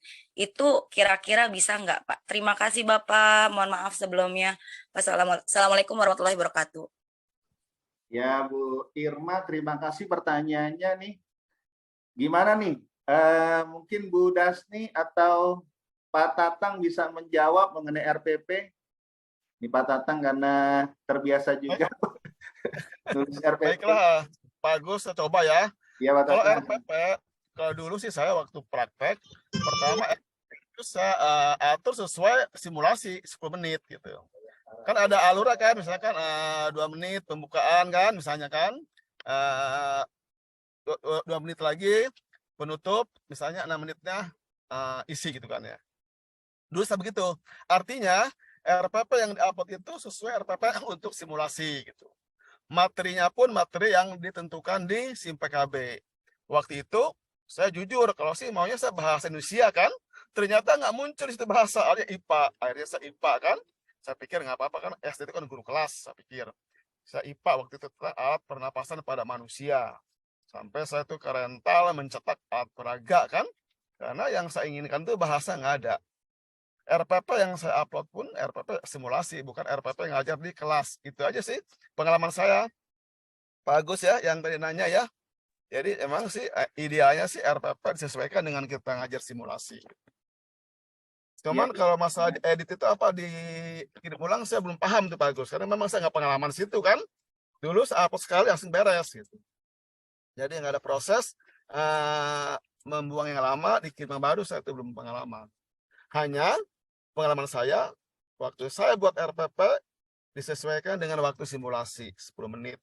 Nah, di alurnya itu, di kotak-kotaknya itu. Itu aja. Ya, terima kasih Pak Tatang. Ini Bu Dasni mungkin ada jawaban yang lain nih. Bu Dasni nih pengalaman. Iya. Kalau untuk RPP, sebenarnya yang akan mewawancarai kita itu hanya bertanya, apakah RPP sudah diupload? Kalau kita jawab sudah, sepertinya mereka juga tinggal ngecek yang sudah kita upload. Artinya apakah RPP yang kita buat itu bukan yang 10 menit, tapi secara utuh tidak apa-apa. Yang penting kita bisa menyajikannya selama 10 menit. Begitu. Yang penting terlihat ada pembukaan, ada inti, dan ada penutup. Itu pengalaman saya, Pak. Kebetulan saya buat juga. Ibu maaf. Ibu maaf. Saya tuh baru sadar Bu setelah saya buka-buka ya kan, karena mau dipelajari nih untuk simulasi, ternyata RPP yang saya upload itu saya nggak sadar kegiatan intinya itu terhapus gitu. Jadi pas saya buka ya Allah nggak ada kegiatan intinya. Jadi yang saya upload waktu pas di tahapan esai, saya baru buka kemarin karena untuk belajar niatnya untuk mereview gitu apa aja sih yang harus saya siapin gitu. Diupload ulang lagi. Nah, itu Bu di angkatan 8 sekarang, kemarin kan udah ada itu ya, udah ada tahapan upload KTP gitu. Nah, terus di situ tuh nah, terus RPP di keterangan untuk RPP-nya tidak ada upload ulang, cuma RPP sudah terverifikasi, disesuaikan. Tapi masih putus-putus. Ya, suaranya agak terputus Bu Dasni. Iya Bu Dasni, maaf banget Bu, putus-putus. Iya Bu Irma, memang RPP itu yang kita sajikan lebih bagus adalah RPP yang memang sudah dibuat dan juga diupload. Tapi Bu Irma, sebenarnya di SIM PKP itu ada nomor yang bisa kita hubungi. Jadi nomor penanggung jawab. Jadi Bu Irma sudah ngecek SIM PKB-nya untuk jadwal wawancara atau seleksi mengajar, di situ ada nomor penanggung jawab. Bu Irma bisa WA, telepon atau ya gitu ya, menyampaikan permasalahan gitu, menyampaikan permasalahan Bu Irma. Mohon maaf, Pak Agus. Ya Bu Irma, mungkin bisa disampaikan ini apa permasalahannya, dan saya yakin sih sama seperti kejadian Bu Hana. Kalau Bu Hana mungkin karena sudah melakukan kegiatan TGP ya, sudah di programnya, kemudian ketika orang tuanya meninggal bisa dikomunikasikan dengan admin atau dengan orang yang terkait. Nah, untuk kegiatan simulasi pun sebenarnya bisa kita menghubungi adminnya atau misalnya orang penanggung jawab kegiatan tersebut. Biasanya sudah ada nomor yang bisa kita hubungi. Mungkin itu kali Bu Irma. Oh baik, terima kasih Bapak. Berarti kita dikasih ruang untuk berkomunikasi ya Pak ya? Ya, coba Ibu cek di SIM, biasanya ada ini siapa nih orang penanggung jawab untuk simulasi dan juga wawancara. Nanti ketika mau simulasi biasanya kita dihubungi atau dikirim pesan. Bu Irma, jangan lupa tanggal sekian, jam sekian, Bu Irma jadwal wawancara atau jadwal simulasi mengajar. Biasanya itu. Nah ini, dan orang tersebut yang bisa Bu Irma hubungi. Ceritakan apa sih permasalahannya. Menambahkan Baik, Pak baik, Agus, Bapak. Terima kasih Bapak. Pak Agus, saya ingin menambahkan untuk Bu Irma. Pada saat pengalaman saya simulasi mengajar ya, diusahakan kalau memang dipintanya 10 menit, lebih baik kita mengikuti instruksi atau ketentuan yang berlaku saja gitu. Saya tadi sudah mengirimkan contoh RPP saya. Selanjutnya nanti sebelum simulasi biasanya nanti kan kita akan foto KTP ya, foto KTP, dan kamera kita akan 360 derajat diputar ya, melihat sekeliling.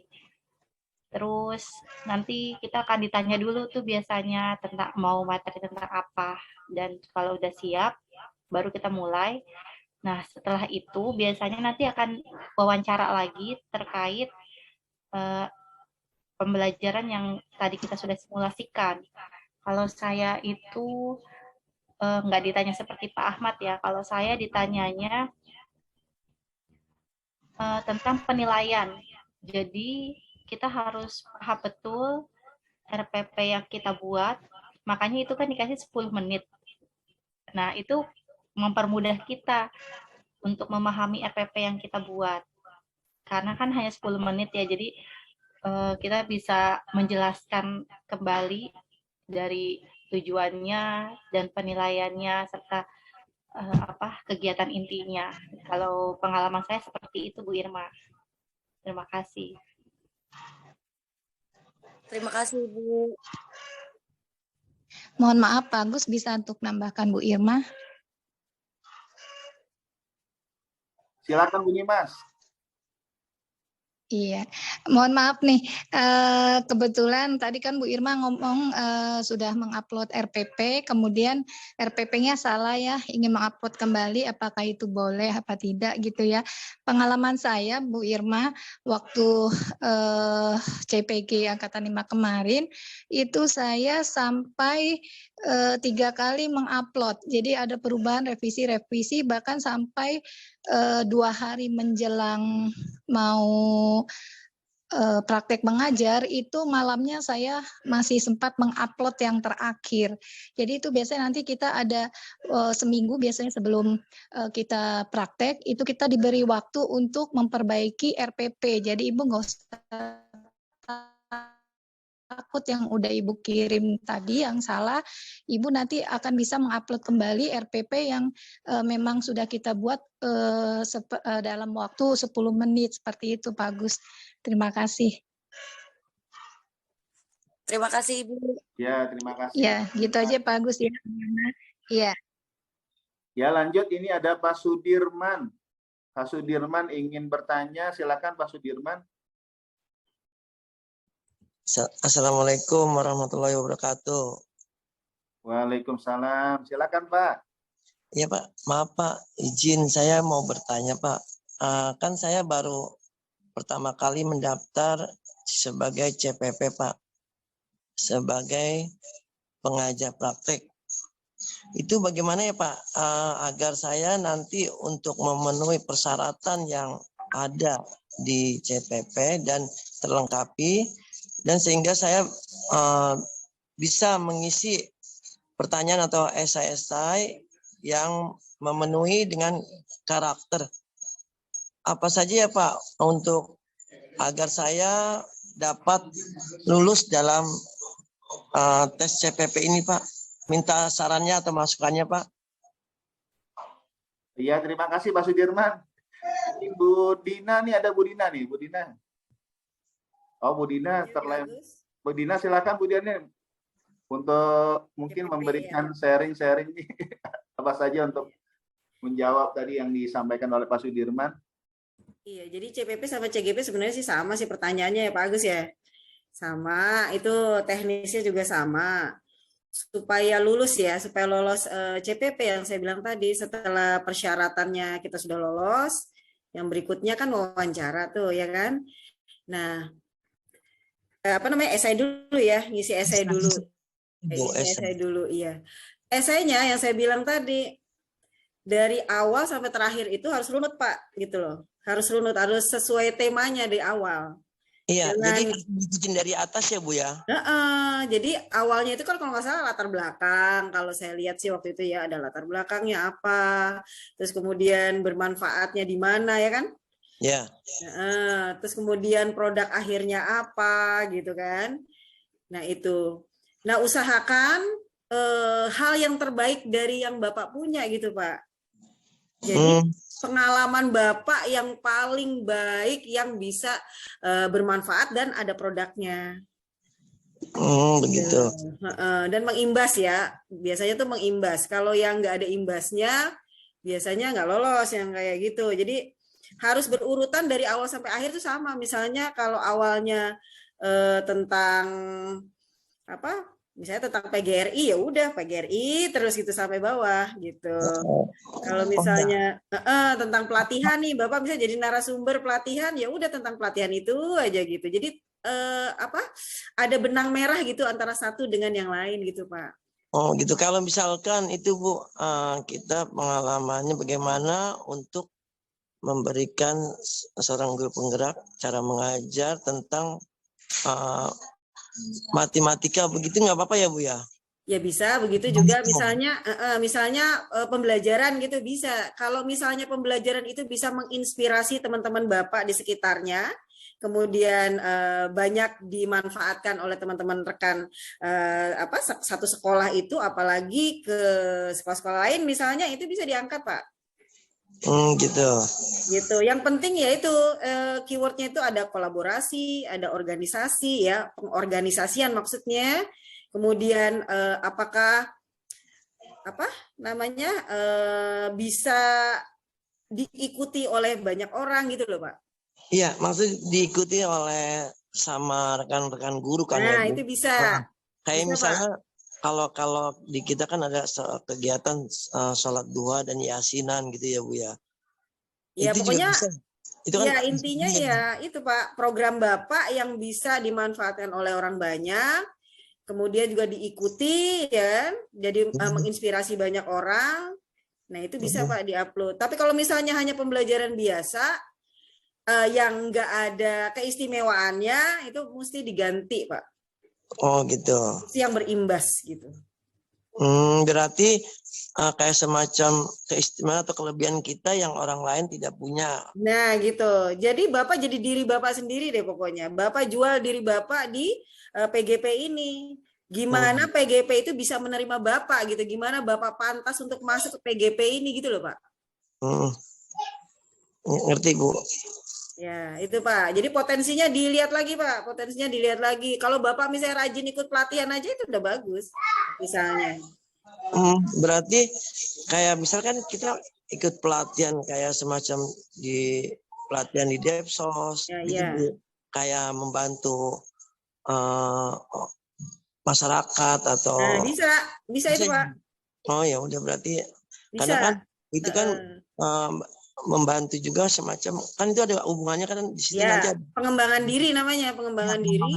Terus kan di situ ada juga Bu, ada guru, ada teman, ada wali murid kan. Nanti Iya, kita kan betul. ambil misalnya kita wali murid, berarti kan kita menjelaskan tentang bagaimana si wali murid itu yang tadinya tidak mengerti jadi mengerti kan Bu. Itu kan ada kan di situ Bu nanti. Iya, ada. Tenang aja Pak, 1000 kata kan. Iya.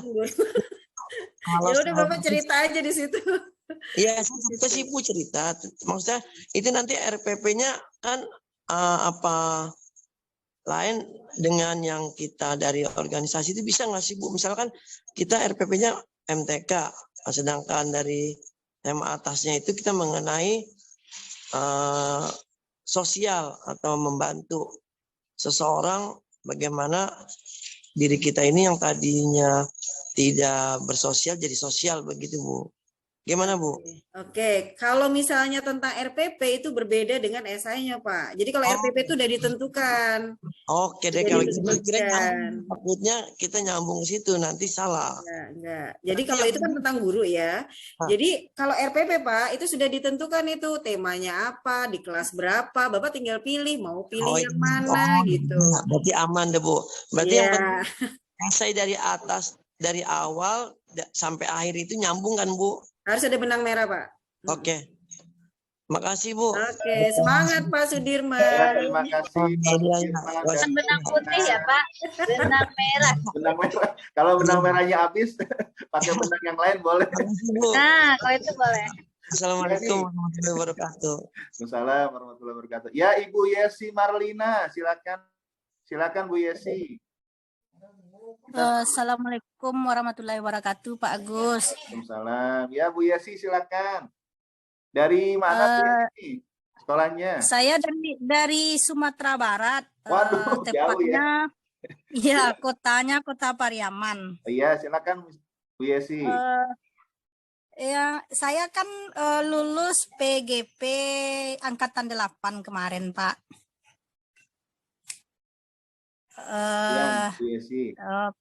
Pengajar praktik saya sudah lulus, sudah dinyatakan lulus gitu. Masih menunggu yang namanya diklatnya ya Pak ya. Diklat ya Bu ya? Ya, betul. Diklat ya. Apa namanya? Pembekalan. Ya pembekalan yang 6 bulan. Ya 6 bulan, pembekalan 6 bulan gitu.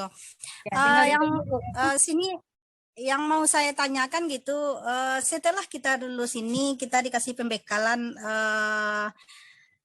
apa saja itu yang harus kita laksanakan gitu. Itu pertama pertanyaannya. Yang kedua saya mau tanya begini Bu, saya ada dengar kalau penggerak itu karirnya kata ini teman-teman bilang ya, karirnya besoknya bisa menjadi kepala sekolah melalui penggerak ini, pemilihannya lagi gitu. Nah kalau yang pengajar praktik ini apakah kemana arah karirnya juga Bu gitu, Pak Gus gitu. Ya Bu, bagus Bu pertanyaan. Jadi ya apakah kita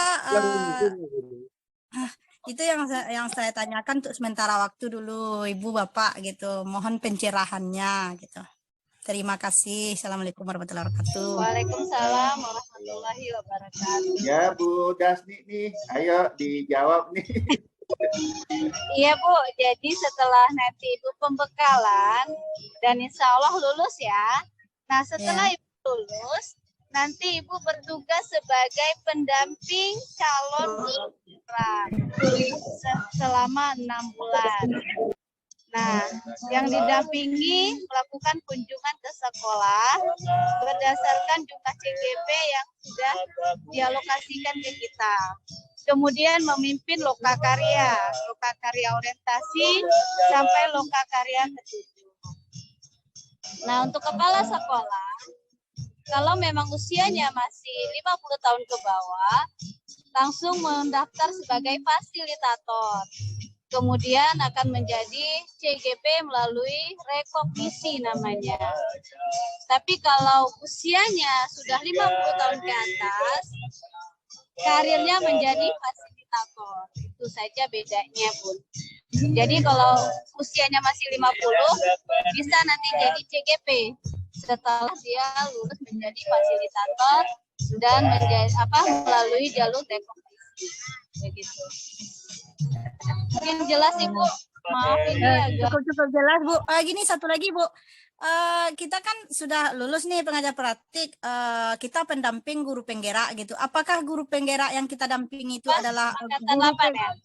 Ya, angkatan 8, apakah guru penggeraknya yang sesuai jurusan kita atau Iya, mata pelajaran betul. yang kita ampu? Oh, gitu. Yang Ibu dampingi juga angkatan 8. Selama 6 bulan. Dan bedanya secara apa ya? Kita dapat gaji lah dari pemerintah karena kita mendampingi dan menjadi narasumber ketika lokakarya. Tambahkan sedikit mungkin Pak Agus. Ya, silakan. Ya, silakan Bu Dina. Ya.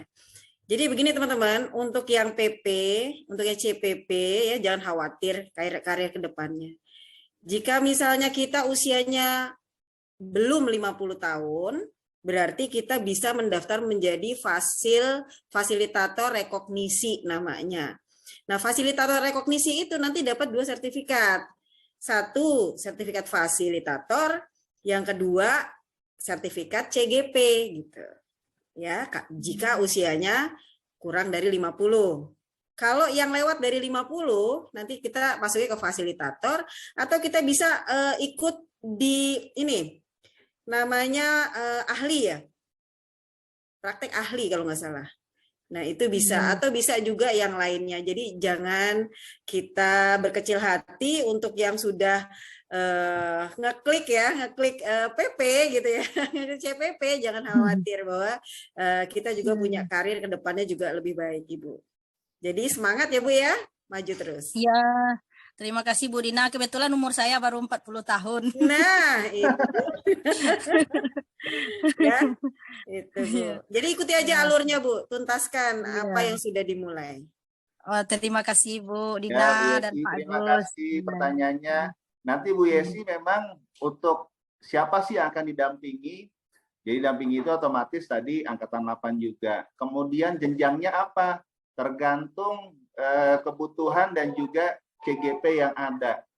Misalnya Bu Yesi sebenarnya ngajarnya SMP, ternyata CGP-nya di daerah Ibu lebih banyak CGP-nya SD gitu ya, yang SMP-nya misalnya hanya 3. Berarti separuhnya bisa jadi dari SMP, dari SD atau SMA.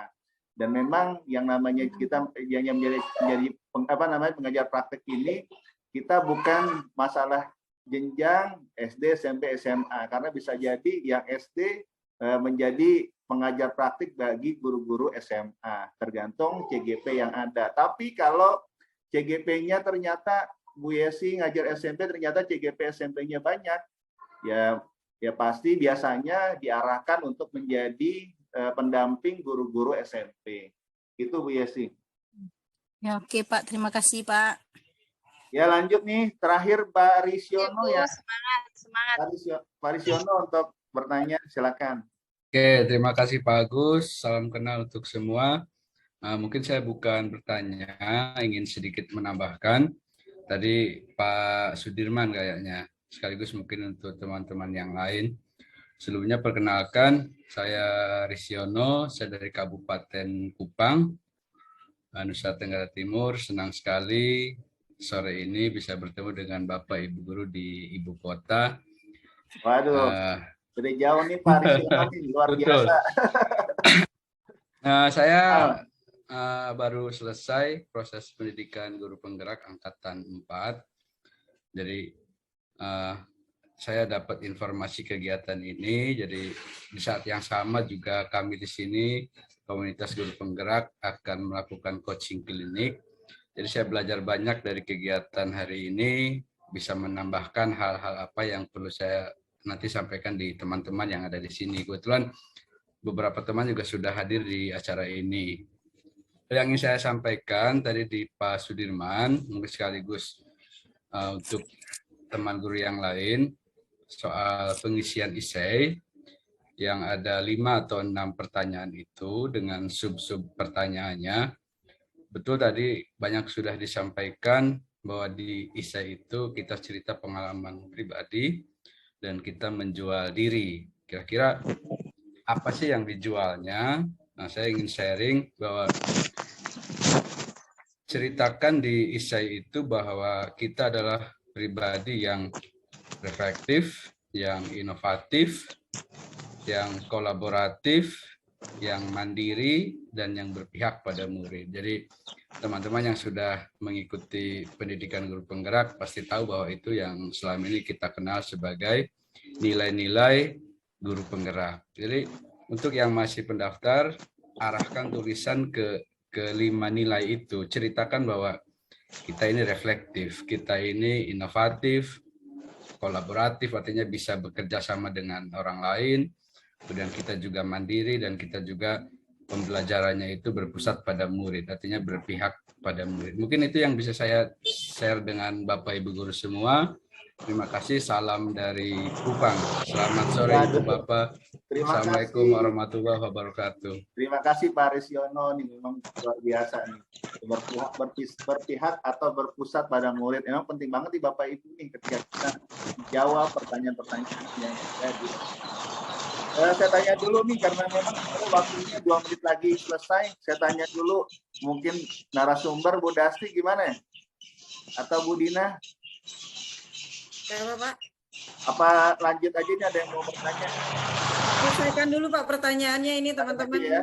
Oke, Pak Fauzan, silakan Pak Fauzan. Baik, terima kasih Bapak Ibu kesempatannya. Bismillahirrahmanirrahim. Assalamualaikum warahmatullahi wabarakatuh. Selamat sore semua. Salam kenal. Saya Fauzan dari Pondok Bambu nih Pak, Duren Sawit, Jakarta Timur. Pertanyaannya Pak, untuk angkatan 8 dan 9 ini kan DKI sasarannya Kepulauan Seribu nih Pak. Apakah nanti itu sudah otomatis di Kepulauan Seribu atau ada kemungkinan di kota administrasi lain? Itu pertanyaan pertama. Yang kedua, berarti gambarannya dalam program guru penggerak ini kurang lebih mirip-mirip seperti kalau kita sebagai dosen ya Pak, dosen atau asisten ahli itu menjalankan tridharma ya Pak. Karena kan tridharma perguruan tinggi kalau dalam dosen ya. Karena yang saya analisa sih seperti itu, membuat produk dan segala macam gitu Pak. Jadi bukan hanya mengajar, kita sebagai peneliti dan juga melakukan pengabdian masyarakat. Paling pertanyaan itu aja sih Pak. Terima kasih. Assalamualaikum warahmatullahi wabarakatuh. Waalaikumsalam warahmatullahi wabarakatuh. Ya, gimana nih Bu Dasti nih? Atau dari Pak Ahmad kali mengenai wilayah, karena wilayah kan memang domainnya kementerian ya. Jadi kementerian yang mengatur wilayahnya itu wilayah mana. Jadi kita tinggal, kalau memang kita bisa mendaftar, berarti kita termasuk wilayah yang sasaran dari guru penggerak. Jadi kalau biasanya seperti itu Pak Fauzan ya. Jadi gimana kalau wilayah seperti apa? Coba lihat apakah kita bisa daftar. Kalau kita bisa daftar, berarti kita termasuk wilayah sasaran. Gitu. Kalaupun berubah kayaknya enggak, karena memang sudah ada surat edarannya wilayah mana saja, kemudian sasarannya siapa, gitu ya. Apalagi di SIM BKB itu sudah jelas ketika kita buka SIM BKB, apakah kita termasuk yang bisa mendaftar atau enggak. Misalnya kalau kita belum 5 tahun mengajar, ya otomatis nggak bisa kita mendaftar sebagai CGP. Di situ akan tertolak, gitu. Dan Pak Fauzan sudah daftar kan? Angkatan 8 ya? 9 Pak, saya 9. Bisa daftar iya. Pak Fauzan? Sudah submit semua Pak. Nah sudah submit, berarti di sana itu daerah sasaran. Dan tinggal tunggu saja Pak Fauzan. Ya mudah-mudahan yang bisa lulus juga nih Pak Fauzan. Mengikuti kegiatan dan juga bisa tanya-tanya juga. Di sana itu ada kepala sekolah angkatan 5 dari CGP angkatan 5 yang dipindahkan ke Pulau Seribu sebagai kepala sekolah. Ya. Oke, terima kasih Pak Fauzan. Ya, makasih. Kemudian terakhir ini ada Ibu Elizabeth. Silakan Bu, terakhir Ibu ya. Karena kita sudah jam 3 lebih sesuai dengan. Baik Pak, terima kasih waktu yang diberikan kepada saya. Selamat siang Bapak Ibu, salam dan bahagia. Bapak Ibu mohon pencerahannya. Saya sebagai CGP baru akan mendaftar di CGP Angkatan 9 ini. Namun ada permasalahan di KTP. Jadi tadinya KTP saya itu namanya disingkat. Sedangkan sekarang sedang saya pembaharui, namanya semuanya ditulis lengkap seperti di akta kelahiran dan di sertifikat atau ijazah S1 saya. Jadi kemarin sempat ditanyakan dari pihak dinas, saya mau pakai nama yang mana sesuai KTP atau yang sesuai dengan ijazah.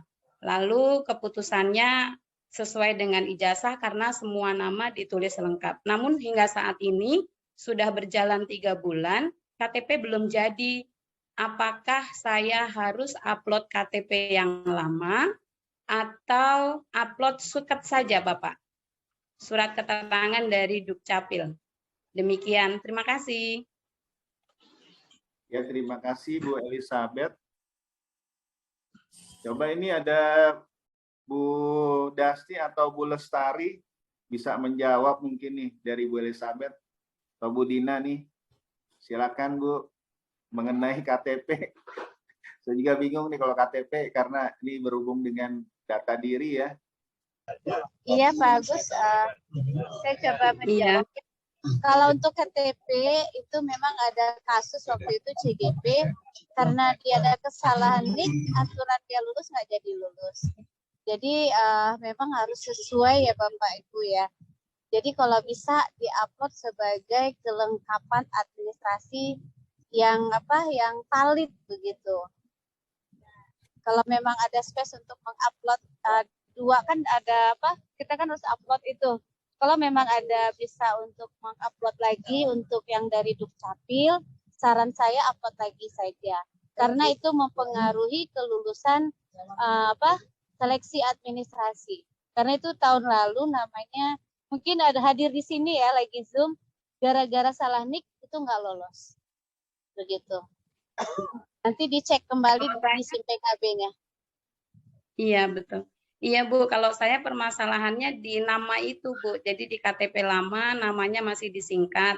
Kalau untuk di surat keterangan yang dari Dukcapil itu sudah nama lengkap. Apa saya upload yang itu aja ya Bu ya? Ya, upload yang dari Dukcapil. Karena nanti ketika kita wawancara, kita harus menunjukkan identitas diri kita yang benar.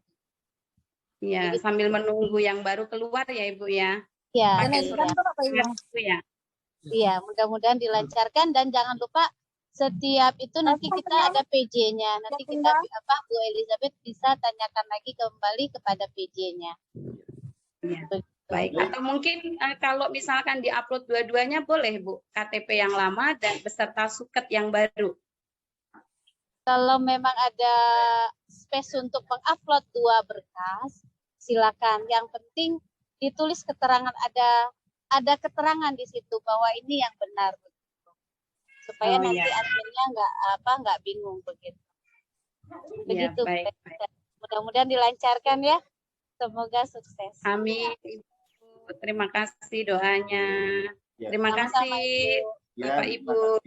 Ya Bu Elizabeth, terima kasih pertanyaannya nih. Ini ibaratnya adalah kondisi tertentu di mana ternyata KTP kita kok disingkat kemudian berbeda dengan biodata kita. Jadi memang benar kata Bu Dasti bahwa ketika nanti kita wawancara dan simulasi mengajar, kita diminta untuk menunjukkan KTP kita. Oke Bapak Ibu sekalian, karena memang waktunya sudah selesai dan di chat saya juga nggak baca, di chat ternyata teman-teman sudah menjawab. Mudah-mudahan bisa bermanfaat pertemuan kita pada kesempatan